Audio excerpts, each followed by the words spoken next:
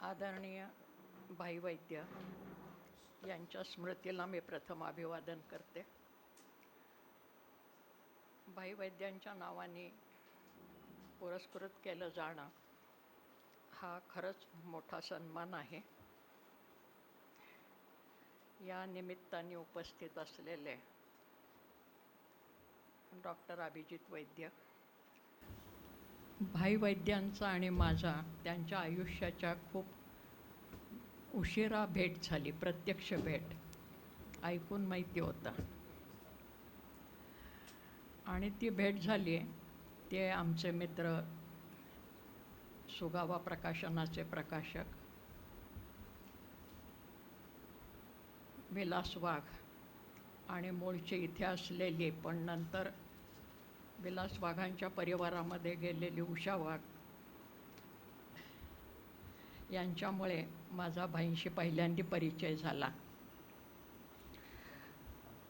त्या काळामध्ये म्हणजे ज्या काळात परिचय झाला त्यावेळेचं नाही सांगत आहे. माझी आठवण जी आहे लहानपणापासूनची ती या समाजवादी विचाराच्या परिवाराशी खूप दृढ अशा प्रकारच्या आठवणी आहेत.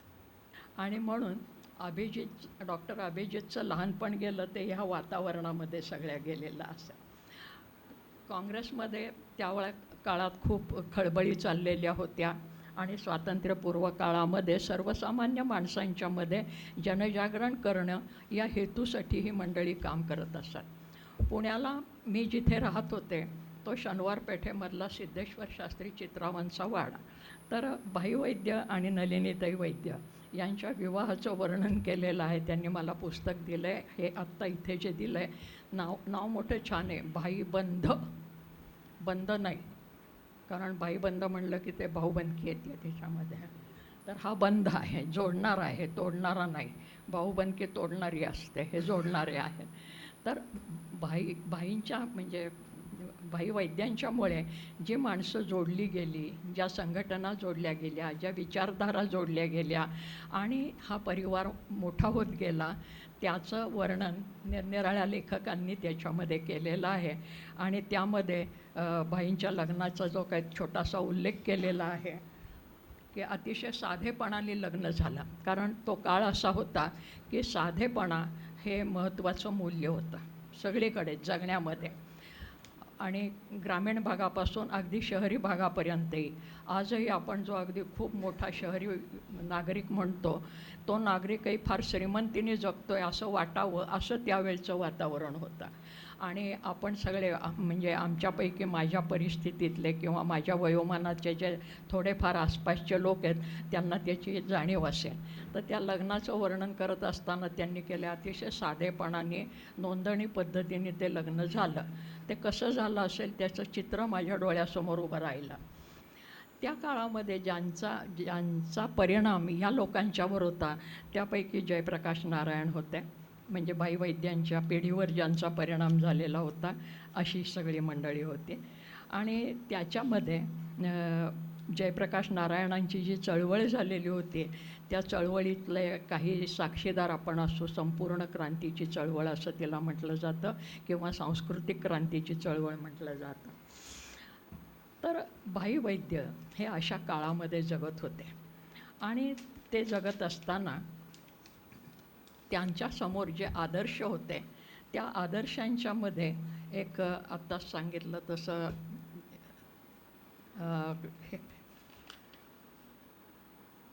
जयप्रकाश नारायण तर होतेच, पण आचार्य जावडेकरांच्यासारखी विचारवंत मंडळी होती. आणि आपल्याला सांगलीतल्या लोकांना कदाचित माहीत असेल की शांतिनिकेतनचे पी.बी. पाटील हे स्वतःला आचार्यांचे शिष्य समजत असत, आचार्यांचे अनुयायी समजत असत आणि बरीच मंडळी अशी या काळामध्ये होते. त्या काळामध्ये महात्मा गांधींचा आणि नेहरूंचा प्रभाव जनमानसावर फार मोठ्या प्रमाणामध्ये होता.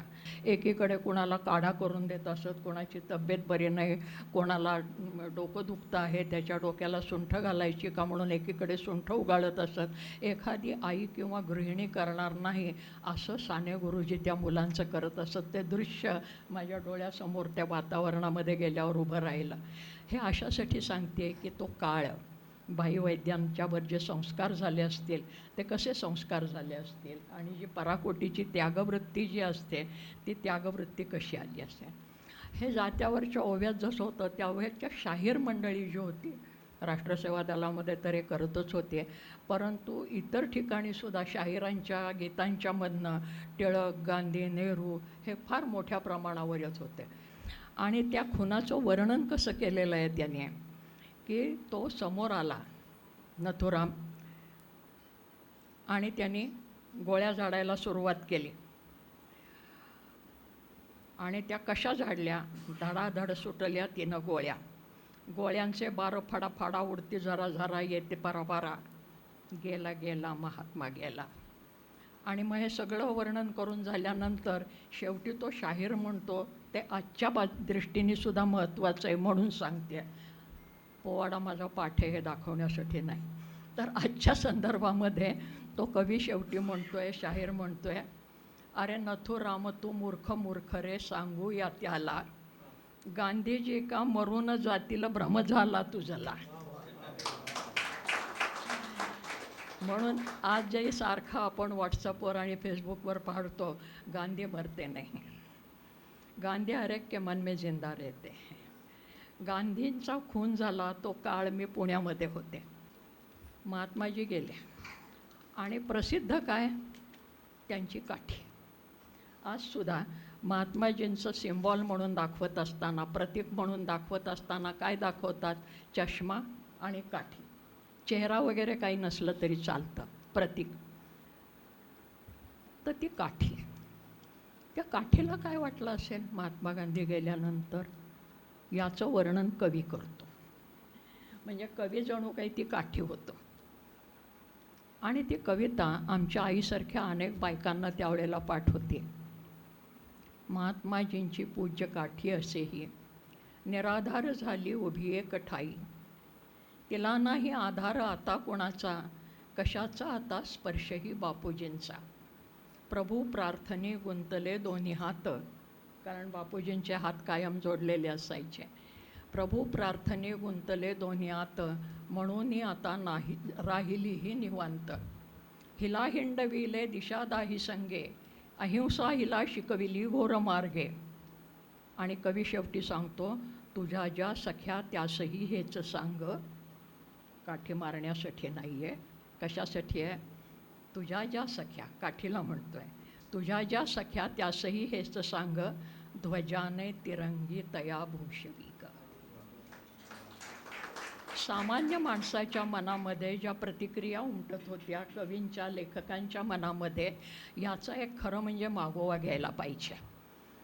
आमच्या कोल्हापूरच्या सुनील कुमार लवटेंनी खांडेकरांच्या 15 अप्रकाशित कादंबऱ्या ज्यावेळेला प्रकाशित केल्या, त्यावेळेस सांगितलेलं होतं की खांडेकरांच्या बहुतेक कादंबऱ्या ज्या आहेत त्या कादंबऱ्यांच्यावर या काळाची छाप उमटलेली आहे पूर्णपणे. आणि मग त्या काळातले माडखोलकर असतील, खांडेकर असतील, त्यांच्या कादंबऱ्यातनं, कथातनं ती छाप उमटलेली आहे. आणि ती छाप कशी आहे तर हे मी निष्कारण सांगत नाही, पण मधु दंडवते, प्रमिलाताई दंडवते किंवा भाई वैद्य, नलिनीताई वैद्य यांचे प्रपंच जसे होते किंवा झाले असतील, त्याचीच प्रतिरूपं त्या कादंबऱ्यामधल्या कथानकांच्यामध्ये उमटलेली आपल्याला दिसतील. खांडेकरांची क्रौंचवधसारखी कादंबरी असेल. हा सगळ्या काळामध्ये भाई वैद्य जन्माला आले 1928-30च्या काळामध्ये, बरोबर आहे ना, 28मध्ये जन्माला आलेल्या.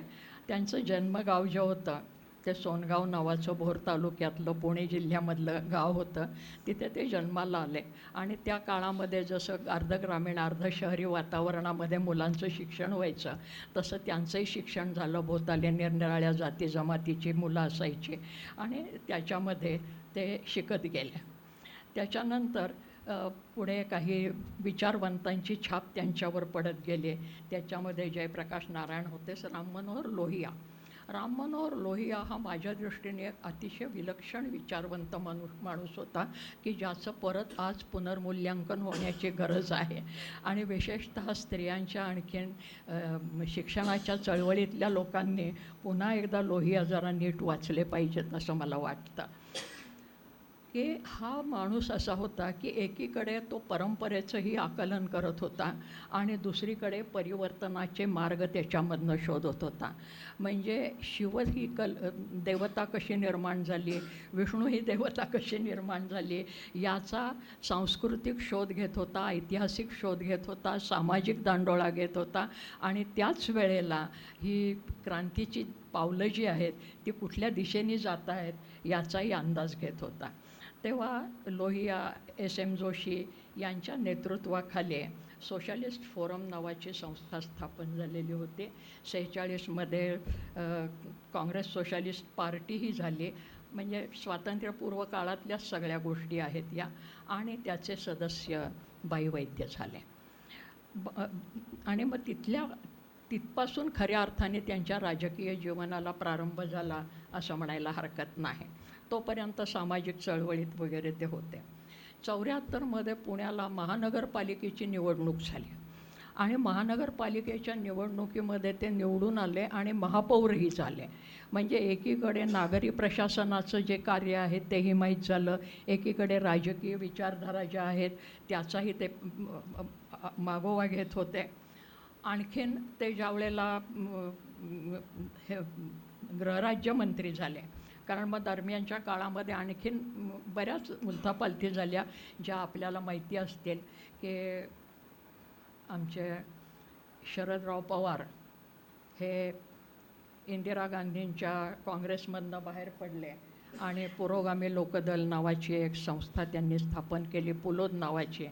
त्या पुलोद नावाच्या संघटनेमध्ये किंवा त्या पक्षामध्ये भाई वैद्य हे गृहराज्यमंत्री झाले. गृहराज्यमंत्री झाल्यानंतर हातामध्ये बऱ्याचशा शक्ती किंवा ज्याला आपण पॉवर्स म्हणूयात मराठीत, त्या पॉवर्स येतात, सामर्थ्य येतात, निर्णयक्षमता येते.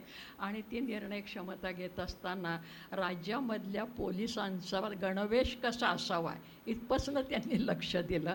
कारण तोपर्यंत इंग्रजी आमदानीमध्ये चालत आलेला जो गणवेश होता, हाफ पॅन्ट असायची, अर्धी चड्डी, की जी आज आपण आणखीन कोणाला तरी नावं ठेवतो, पण ती चड्डी होतीच. आणि राष्ट्रसेवा दलाचे जे कार्यकर्ते होते त्यावेळेस ती सगळ्यांची तीच चड्डी होती. डोक्यावर फक्त पांढरी टोपी होती काळी टोपीच्या ऐवजी, नाहीतर काही फरक नव्हता दोन्हीमध्ये असा. इंग्रजांच्या काळामध्ये निळे कपडे असायचे पोलिसांचे, ते मला आठवतं इंग्रजांच्या काळामधले. त्याच्यानंतर ते खाकी झाले. म्हणजे ह्या बारीकसारीक आपल्याला बदल दिसतात, पण ते बदलही खूप महत्त्वाचे आहेत सामाजिकच्या दृष्टीने. तर त्या पुरोगामी लोकशाही दलामध्ये ते गृहराज्यमंत्री झाल्यानंतर पोलिसांची हाफ पॅन्ट काढून त्यांनी फुल पॅन्ट घातली पोलिसांना पहिल्यांदी. आणि त्यामुळे स्त्रियांना पोलीस म्हणून वावरणं आता सोपं झालेलं आहे. नाहीतर स्त्रियांना साडी नेसून वावरायला लागायचं, खाकी साडी नेसून. माझ्या लहानपणी मी अशा स्त्री पोलीस पाहिलेल्या आहेत. आणि आज मी ज्या स्त्री पोलीस पाहते अतिशय स्मार्ट आणि चटपटीत अशा पोरी असतात त्या. तर त्यांना हे सगळं सुलभ झालेलं आहे. भाई वैद्य हा हाडाचा कार्यकर्ता. हाडाचा कार्यकर्ता म्हणजे भोवताली कायम माणसांचा घोळका, सर्व प्रकारच्या माणसांच्यामध्ये त्यांची उठबस असायची. कोणाला कटू शब्द बोलायचा नाही, चूक दाखवायची झाली तरीसुद्धा ती हसत खेळत दाखवायची. याची अनेक उदाहरणं यांनी जे भाईबंद पुस्तक लिहिलं आहे त्याच्यामध्ये अनेकांनी तशा प्रकारच्या घटना लिहिल्या आहेत. सगळ्यांना मदत करणं, सदैव मदतीसाठी तत्पर, आर्थिक मदतीपासून ते बाकीच्या मदतीपर्यंत त्याचीही वर्णनं अनेक कार्यकर्त्यांनी, लेखकांनी केलेली आहेत. मोठमोठे लेखक आहेत त्याच्यामध्ये. तर आपण ते पुस्तक जरूर चाळावं. भाई वैद्यांच्या काळामध्ये त्यांनी चंद्रशेखरांच्या नेतृत्वाखाली, माजी पंतप्रधान चंद्रशेखर होते, त्यांच्या नेतृत्वाखाली कन्याकुमारी ते दिल्ली 4,000 किलोमीटरची पदयात्रा त्यांनी काढलेली होती आणि त्याच्यामध्ये ते सहभागी झालेले होते. पुढे कच्छ आणि गुजरातमध्ये 1961मध्ये मोठी पदयात्रा झाली, त्याच्यामध्ये ते सहभागी होते. म्हणजे शारीरिक कष्टाला कुठे सीमा नाही, की सतत अखंड चालत राहिले. राष्ट्रसेवा दलाचे अध्यक्ष झाले ते 2000मध्ये. तोपर्यंत खरं म्हणजे त्यांचं वय हे जास्त वाढत चाललेलं होतं, 60 होत गेलेली होती आणि निरनिराळ्या संघटनांना ते मार्गदर्शन करत असत. आणि त्याच वेळेला ही काँग्रेसपासून विभक्त होण्याची जी प्रक्रिया होती, त्या प्रक्रियेमध्ये पाश्चिमात्य विचारसरणी ज्या निरनिराळ्या राजकीय होत्या, म्हणजे त्या काळामध्ये रशियाची राज्यक्रांती झालेली होती, फ्रेंच राज्यक्रांती तर त्याच्या आधी झालेली होती, युरोपमध्ये कामगारांच्या क्रांती झालेल्या होत्या. ह्या सगळ्या खळबळीतनं काही नवीन विचारधारा पुढे येत होत्या. कम्युनिझम होता, म्हणजे साम्यवाद होता. तर साम्यवाद ही फार ज्याला आपण कठोर अशी संघटना म्हणता येईल अशा प्रकारची होते. एकीकडे भांडवलशाहीचा दबाव वाढतो आहे का काय, कारण यंत्रयुग आल्यानंतर भांडवलशाहीचा प्रभाव वाढण्याची शक्यता वाढत गेली आणि ते खरं होतं, कारण यंत्रामुळे उत्पादनं सुलभ झाली आणि उत्पादनं सुलभ झाल्यानंतर मी नेहमी म्हणते की तुम्ही मार्क्सला कितीही मोडीत काढायचा प्रयत्न केला तरी मार्क्सने जी अर्थशास्त्राची मूलभूत तत्त्वं सांगितलेली आहेत, त्या तत्त्वांच्यापासून आपण आजही फार दूर जाऊ शकत नाही. कुठली तत्त्व सांगितले त्याने, की उत्पादन साधनांच्यावरची मालकी इथपर्यंतच तिथे, त्याच्या पुढे त्याच्या विनिमयाचे अधिकार. आता आज काय झालेलं आहे, म्हणजे भाई वैद्यांना पुढच्या काळामध्ये जाऊन एक वेगळी दिशा जी मिळाली, त्याचं कारण हे की भांडवलशाहीचा प्रभाव वाढायला लागला यंत्रयुगोत्तर, आणि यंत्रयुगामुळे काही मुठभर लोकांच्याच हातामध्ये सगळी अर्थसत्ता जाते का काय असं वातावरण निर्माण झालं. म्हणजे गिरण्या कारखान्या ज्यांच्या ताब्यामध्ये, ते भांडवल जे लोक घालतात त्यांच्या हातामध्ये ही सगळी सत्ता जाते की काय, कारण ती उत्पादन साधनं त्यांच्या हातामध्ये गेली. त्याच्या आधी आपल्या देशामध्ये उत्पादनाचं साधनं एकच किंवा जगाच्या पाठीवरच, प्रिमिटिव्ह प्राथमिक उत्पादन साधन म्हणजे जमीन. आजही त्याच्यात फारसा फरक पडलेला नाही किंवा अजिबातच फरक पडला नाही. फक्त त्याचा उपयोग आपण वेगळ्या प्रकाराने करून घेतो आहे आणि भाई वैद्यांना तिकडे जायचं होतं. तर जमीन हे उत्पादनाचं मूलभूत साधन. त्याच्यानंतर यंत्र ज्या वेळेला यायला लागले, यंत्रयुग ज्या वेळेला आलं, तेव्हा गिरण्या कारखान्यांची मालकी ज्यांच्याकडे, त्या गिरण्या कारखान्यातनं होणाऱ्या उत्पादनांच्यावर मालकी त्या कारखानदारांची, आणि मग त्याच्यातनं निर्माण होणाऱ्या संपत्तीचा विनियोग. तिसरा मुद्दा की त्या विनियोगाचे अधिकार कोणाचे, म्हणजे संपत्तीची उत्पादन साधनावरची मालकी आणि उत्पादनावरची मालकी आणि उत्पादनावरच्या विनियोगाची मालकी. कारण ते उत्पादन हे सरकारच्या ताब्यात जायचं नाही. कुठलंही सरकार असलं जगाच्या पाठीवर तरी ते मालकाचं उत्पादन, आणि त्याची किंमत कोण ठरवणार, तो मालक ठरवणार. गिरणी कारखान्यातनं निर्माण होणाऱ्या वस्तूची किंमत तो मालक ठरवतो, कारण त्याचा जो काही खर्च असेल, उत्पादन खर्च, त्याच्यावरचा फायदा, ती मजुरी आणि त्याच्यातनं निर्माण होणारा नफा हल्लीच्या भाषेमध्ये, आणि ती जी वरकड संपत्ती आहे, त्या वरकड संपत्तीवरचे अधिकार, याच्यामधनं भांडवलशाहीचा जन्म झालेला दिसतो. आणि समाजवाद हा त्याच्या विरोधात उभा राहिलेला, की सर्वसामान्य माणसाच्या श्रमाचं आणि अधिकाराचं अपहरण हे यंत्रयुगोत्तर मोठ्या प्रमाणात व्हायला लागला. आणि त्याचा परिणाम आपल्याला मुंबईसारख्या, कलकत्त्यासारख्या ठिकाणी आपल्या देशात झालेला दिसतो, की कामगारांच्या संघटना, कामगारांचे संप मोठ्या प्रमाणावर, आणि कामगारांनी निर्माण केलेली जी उत्पादनं आहेत गिरण्या कारखान्यांच्यामधली, त्याच्यामधला रास्त भाग त्यांना पगाराच्या किंवा वेतनाच्या स्वरूपात दिला जात नसे. म्हणून मग बोनससाठी संघटना, बोनससाठी संप. आपल्याला जर आठवत असेल तर अनेक लोकांचे, कामगारांचे संप जे झालेले आहेत ते बोनससाठी झालेले आहेत, किंवा रास्त अशा प्रकारच्या आम्हाला श्रमाचा मोबदला मिळावा म्हणून झालेले आहेत. आपण हे सगळं विसरून गेलो. ही खरं म्हणजे फार जुनी गोष्ट नाही आहे. 60-70 वर्षापूर्वीची ही गोष्ट आहे. म्हणजे स्वातंत्र्य मिळाल्यानंतर हे सगळं झालेलं आहे. आणि मग मुंबईमधले गिरण्या कारखाने जे आहेत, एकेकाळी कोकणामधला सामान्यातला सामान्य मनुष्य हा मुंबईमध्ये गिरणी कारखान्यात काम करून सुस्थिर व्हायला लागलेला होता. त्यांना मोठ्या प्रमाणावर बेकार व्हायला लागला. कारण यंत्राच्या उत्पादनाचं कसं असतं की दर खेपेला नवीन नवीन शोध लागत असतात आणि नवीन नवीन शोध लागत असताना माणसाची श्रमशक्ती कमी होईल अशा प्रकारचे ते शोध असतात. म्हणजे हाताने सूत विणत बसण्यापेक्षा मशीनवर विणलं तर ते लवकर होतं, कमी वेळात जास्त होतं. कमी वेळात जास्त झालं की मार्केटमध्ये जास्त प्रमाणावर त्या वस्तू जातात. जास्त प्रमाणावर वस्तू मार्केटमध्ये आली की काय होतं, किंमत कमी होते. किंमत कमी होते. वाजवीपेक्षा जास्त वस्तू बाजारात आल्या की किंमत कमी होते. हे अर्थशास्त्राचं सगळं चक्र आहे. आणि म्हणून त्यांचा या अतिरिक्त भांडवलशाहीला विरोध होता. अतिरिक्त भांडवलशाही, अतिरिक्त यंत्रयुगाचा प्रभाव याच्यावर होता. यंत्र नको असं ते म्हणत नव्हते. महात्माजींच्या बाबतीमध्ये सुद्धा असंच म्हटलं जायचं. भाईवैद्यांनी जन्मभर बाकीच्या चळवळी केल्या, पदयात्रा काढल्या, परंतु शेवटचा जो काळ होता तो त्यांनी असं पाहिलं की काळाची पावलं बदलत आहेत आणि भांडवलशाहीचं आक्रमण होतं आहे का काय. तर त्याच्याबद्दल भाईंनी शेवटच्या काळामध्ये खूप मोठं काम करण्याचा प्रयत्न केलेला आपल्याला दिसतो की सर्वांना शिक्षण, वस्तीपाड्यावरच्या लोकांना, विशेषतः आदिवासींना आणि ग्रामीण भागातल्या मुलांना, म्हणून सगळ्यांना समान अशा प्रकारचं आणि मोफत शिक्षण मिळावं. त्याचा परिणाम काय होईल. आणि भाईवैद्यांचा प्रयत्न होता की म्हणून सगळ्यांना 12वीपर्यंत शिक्षण सक्तीचं, मोफत आणि एकसारखं मिळायला पाहिजे. कोणा श्रीमंताचा मुलालासुद्धा वेगळी शाळा नाही.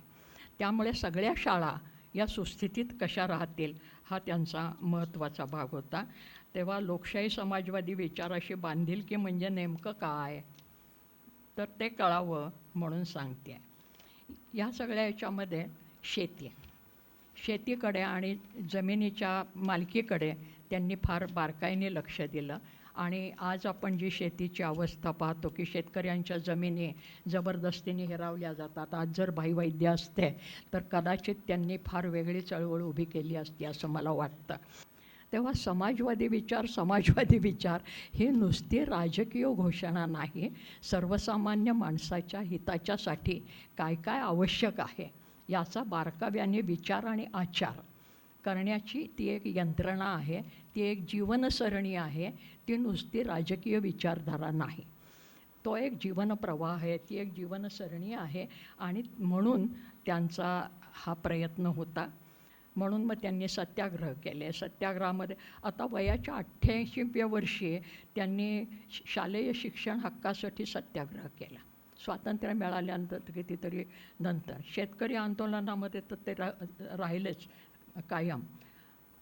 समाजशास्त्र आणि राज्यशास्त्र घेऊन MA झालेला हा मनुष्य नुसतं पुस्तकापुरतं राहिला नाही, तर ते व्यवहारामध्ये कसं आणता येईल याचा त्यांनी सातत्याने प्रयत्न केलेला आहे असं आपल्याला दिसतं. आणि सगळ्यात महत्त्वाची गोष्ट ती एकूण त्या काळाचंच मला महत्त्वाचं लक्षण वाटतं. परंतु भाईंच्यासारखा मनुष्य असा चतुरस्त्र विचार करता करता समाजकारणातल्या, राजकारणातल्या आणि अर्थकारणातल्या सर्व विचारधारेच्या लोकांशी जोडलेला होता. आणि सर्व विचारधारांचे लोक त्यांच्या स्नेही मंडळीमध्ये होते. भांडणं जे काय असतील ते निवडणुकीपुरते उभे राहायचे ते, परंतु खाजगी गप्पा मारताना, कोणाचं सुखदुःख पाहताना ही सगळी मंडळी एक. आज म्हणजे एका घरामध्ये 3 फळ्या पडल्यासारखं झालेलं आपल्याला दिसतं आहे. आणि त्याच्यानंतर अतिशय महत्त्वाची गोष्ट मला अशी वाटते की भाई हा द्रष्टा माणूस होता.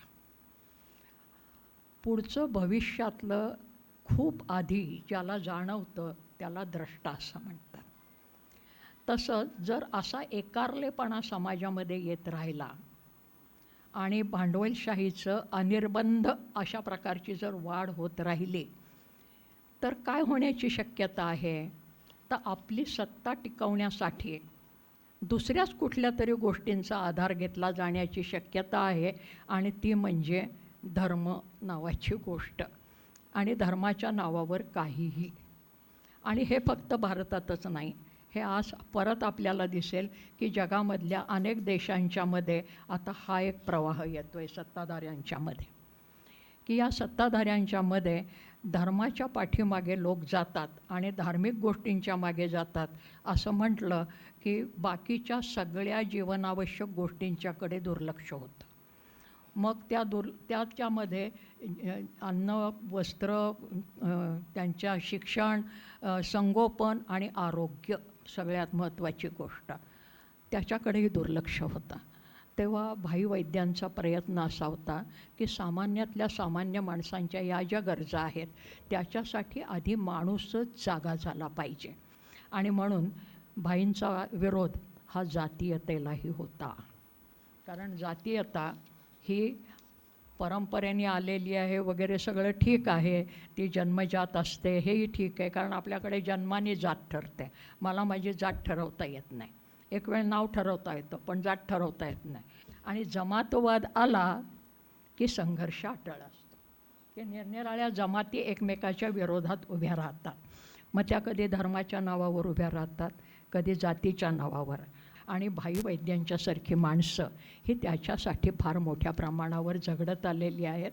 आणि त्याच्यासाठी त्यांनी सांस्कृतिक क्षेत्रामध्ये ती विचारधारा फैलवण्यासाठी राष्ट्रसेवा दल नावाची संस्था ही सुरुवातीपासून होती, की तरुण मुलं, लहान मुलं, मुलं मुली त्यांच्यामध्ये ही विचारधारा निर्माण व्हावी. आणीबाणी झाली, आणीबाणीमध्ये त्यांना अटक झाली, शेवटची शिक्षा 19 महिने त्याही परिस्थितीत ते विजनवासा म्हणजे ते तुरुंगवासामध्ये राहून आले.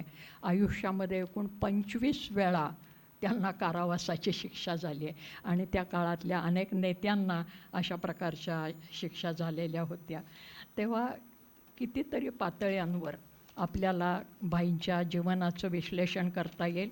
आणि माझ्या मते भाईंच्या निमित्ताने हा काळ आणि हा विचारधारा यांचा एकदा पुनर्विचार व्हायला पाहिजे, आणि समाजातल्या सर्व स्तरांनी तो करणं आवश्यक आहे असं मला वाटतं आहे.